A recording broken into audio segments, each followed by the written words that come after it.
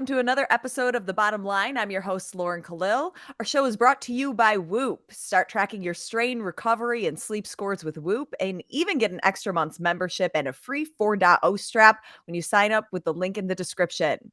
If you like listening to us chat about CrossFit news and everything that's going on in the sport, make sure to like and subscribe to our channel. On this episode of The Bottom Line, we are discussing another semifinal. This is the last one that will take place on the second weekend. We are talking about CrossFit Fittest in Cape Town. Only one spot available on the men and women's side. PC, we'll do your first takes on the women's field.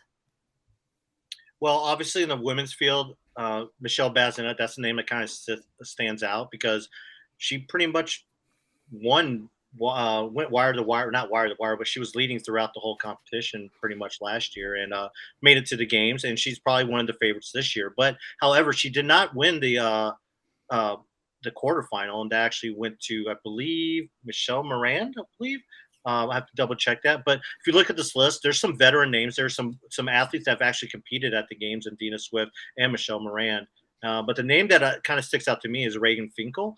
She's one of the young. She's actually lives in South Africa, whereas Michelle Bazinet actually lives in the U.S., but she trains in South Africa and heads travels there for the semifinal. But Reagan Finkel, I believe she's a 21-year-old there, and she's kind of the future of South African sports. She did really well in the Open, really well in the quarterfinal. So I'm expecting big things from her in the semifinals. Do you think Michelle Bazinet will run away, though, with the ticket to the games? I don't think so. She didn't. I mean, even though she ran away with it last year, it was still pretty close. At one point, I think Dina Swift was leading after day one, and I expect kind of the same thing this year.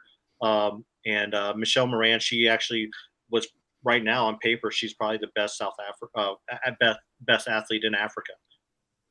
All right, Brian, we'll have you take a look at the men's field. Only one spot available. Yeah, and for pretty much as long as it's been available, Jason Smith has been holding down that spot. And, he's obviously eligible to compete as a Masters now. He's even getting towards the back end of that 35 to 39 category. But he signed up once again for this semifinal, and he's kind of just staking his flag there and saying, hey, man, if anyone wants this spot, then you got to get through me. There are some guys who have the potential to. They're the guys on this list right here. But it's one of those situations where until someone beats him, I don't know how you pick against him.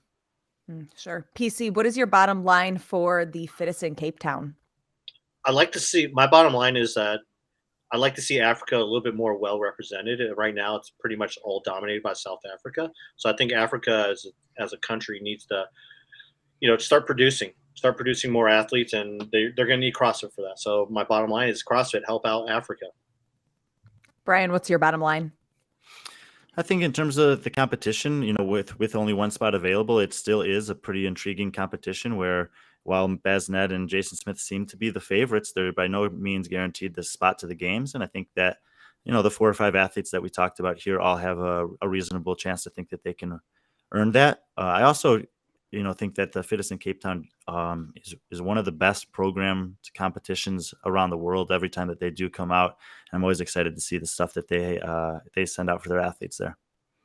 Brian, friend Patrick Clark, thank you for joining us on another semifinal First Take. We'll see you guys next time.